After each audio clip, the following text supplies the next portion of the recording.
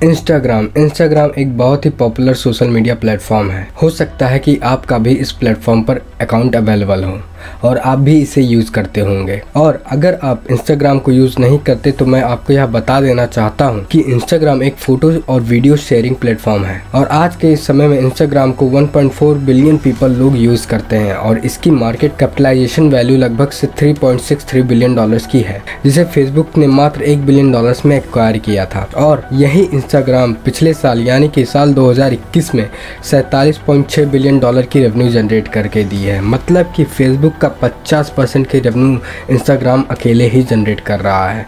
आज इंस्टाग्राम पूरे दुनिया का 4th most popular social media platform बन चुका है। और एक बात और, इंस्टाग्राम का जो यूज़र के मामले में सबसे बिगेस्ट मार्केट है वह है इंडिया, जहां पर 300 मिलियन से अधिक एक्टिव यूजर्स अवेलेबल हैं, जिसके 70% ऑडियंस 35 साल एज के अंदर ही आते हैं। और यह फोकस किया जा रहा है कि आने वाले साल 2023 के अंत तक इंस्टाग्राम 2.5 बिलियन यूजर बेस तक पहुंच सकता है। और इंस्टाग्राम अपने पेरेंट कंपनी का लगभग 44% का रेवेन्यू आज अकेले ही जनरेट कर रहा है। आज के समय में इंस्टाग्राम को लॉन्च हुए 12 साल हो चुके हैं। इन 12 साल के अंदर इंस्टाग्राम इतनी बड़ी कंपनी बन चुकी है कि वो 4th most popular social media platform है। आखिर कैसे, क्या जर्नी रही है इंस्टाग्राम की, आइए जानते हैं इंस्टाग्राम के हिस्ट्री के बारे में। साल 2009 में 27 साल का एक लड़का जिसका नाम केविन सिस्ट्रॉम था, जिसने स्टैनफोर्ड यूनिवर्सिटी से ग्रेजुएशन ली थी, वह एक ट्रैवल रिकमेंडेशन स्टार्टअप में काम कर रहा था जिसका नाम था नेक्स्टस्टॉप। इस कंपनी में काम करने से पहले सिस्ट्रॉम ने गूगल में कॉर्पोरेट डेवलपमेंट एसोसिएट के रूप में काम किया और इन्होंने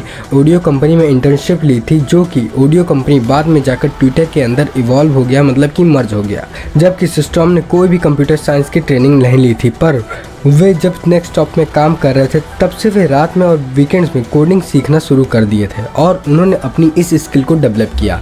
इस स्किल के डेवलप करने के बाद उन्होंने अपना एक प्रोटोटाइप वेब ऐप बनाया जिसका नाम उन्होंने बर्बन रखा था। इस ऐप के अंदर यूज़र अपने प्लान्स को पोस्ट कर सकता था और अपने फ़ोटोज़ को भी शेयर कर सकता था। पर उस समय location based check in apps बहुत ही ज़्यादा पॉपुलर हुआ करते थे, लेकिन बर्बन की इस फोटो शेयरिंग फीचर से बहुत ही ज़्यादा यूनिक था, इसीलिए इसको भी लोग ज़्यादा अटेंशन देने लगे। फिर साल 2010 में एक ऐसा क्रूशियल टाइम आया जब सिस्ट्रॉम ने सिलिकॉन वैली में हो रहे एक स्टार्टअप हंच पार्टी को अटेंड किया।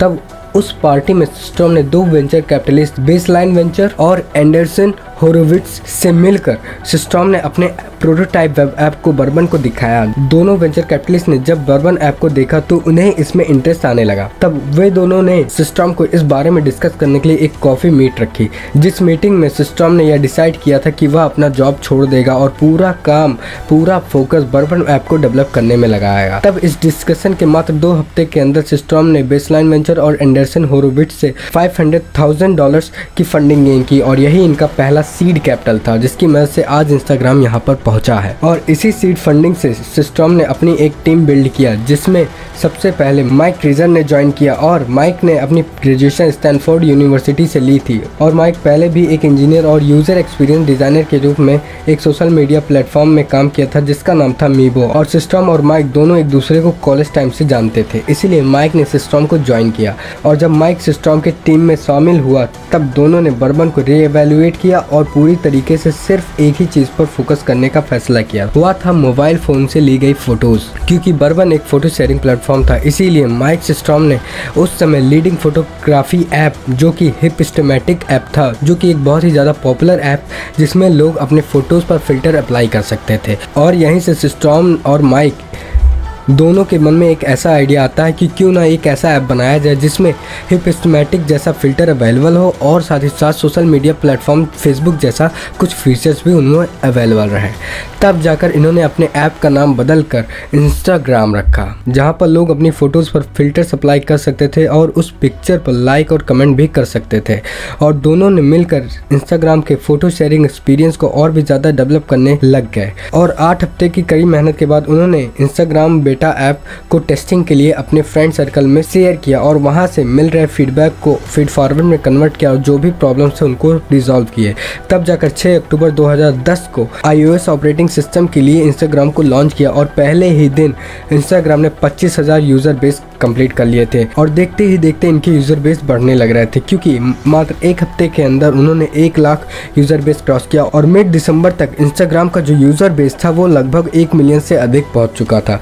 इंस्टाग्राम के इस रैपिड ग्रोथ को देखते हुए इन्वेस्टर की नज़र इस पर पड़ी और साल 2011 फरवरी में इंस्टाग्राम ने $7 मिलियन की फंड रेज किया और फंड मिलने के बाद माइक और सिस्टॉर्म ने और भी लोगों को हायर किया और अपने इंस्टाग्राम ऐप को डेवलप करने में जुट गए। देखते देखते कंपनी तेजी से आगे बढ़ने लगी और तभी सिस्टॉर्म के एक दोस्त जिनका नाम जैक डॉर्सी था, वे को-फाउंडर थे ट्विटर के, उन्होंने सिस्टॉर्म की कंपनी को एक्वायर करने के लिए $500 मिलियन की ऑफर रखी, पर सिस्टॉर्म ने इस ऑफर को साफ मना कर दिया और अपनी टीम के साथ इंस्टाग्राम को और भी ज्यादा डेवलप करने लग गए। फिर साल 2012 के मार्च तक इंस्टाग्राम का जो यूजर बेस था वो लगभग 27 मिलियन लोगों तक पहुंच चुका था और अगले महीने में इंस्टाग्राम ने अपने ऐप को एंड्रॉइड ऑपरेटिंग सिस्टम के लिए भी पब्लिश किया और देखते ही देखते एक ही दिन के अंदर इंस्टाग्राम के लगभग 1 मिलियन से प्लस डाउनलोड हो गए थे और इसी दौरान इंस्टाग्राम अगले राउंड ऑफ फंडिंग में $500 मिलियन की फंड गेन करने के करीब था। लेकिन स्टैनफोर्ड के इवेंट के दौरान सिस्टॉर्म की मुलाकात फेसबुक के फाउंडर मार्क जकरबर्ग से हुई थी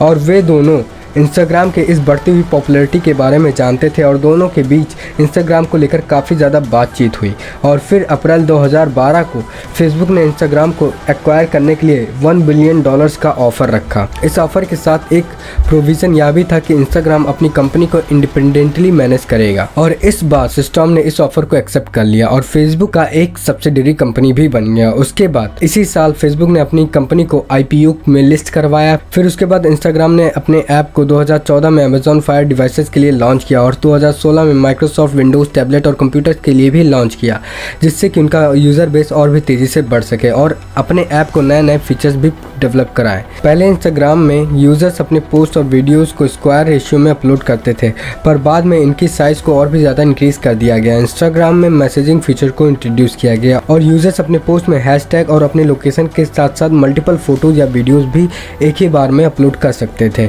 और फिर इंस्टाग्राम में फॉलो का फीचर लाया गया, जिससे कि यूज़र्स को अगले पर्सन का भी पोस्ट और मीडिया अपने फीड पर देख सके। और इसके साथ इंस्टाग्राम ने प्राइवेसी के तहत यूज़र्स के अकाउंट को 2 टाइप बनाया, एक पब्लिक अकाउंट और एक प्राइवेट अकाउंट। यह यूज़र्स पर डिपेंड करता था कि वह अपने अकाउंट को पब्लिक करना चाहते हैं या फिर प्राइवेट करना चाहते हैं। और इंस्टाग्राम ने अपने ऐप में सबसे ज़्यादा पॉपुलर फीचर जो कि रील्स और स्टोरीज़ को इंट्रोड्यूस किया, जिससे कि इंस्टाग्राम को और भी ज़्यादा पॉपुलर हो गया और इन्हीं सभी फीचर्स की वजह से आज इंस्टाग्राम के 1.4 बिलियन यूज़र हो चुके हैं और इसी की वजह से $3 बिलियन की मार्केट वैल्यू भी बन चुका है। और यह माना जा रहा है कि आने वाले साल 2023 के अंत तक इंस्टाग्राम की जो यूज़र बेस है वो 2.5 बिलियन लोगों को भी क्रॉस कर चुका होगा। सो ये रही बेसिक हिस्ट्री इंस्टाग्राम के बारे में कि आखिर कैसे एक फ़ोटो शेयरिंग प्लेटफॉर्म आज दुनिया का 4th most popular social media platform बन चुका है। तो अगर आपको यह वीडियो पसंद आया तो इस वीडियो को लाइक कीजिए और अगर आप हमारे इस चैनल पर नए हैं तो इस चैनल को सब्सक्राइब कीजिए। सो थैंक यू, धन्यवाद, हैव अ गुड डे।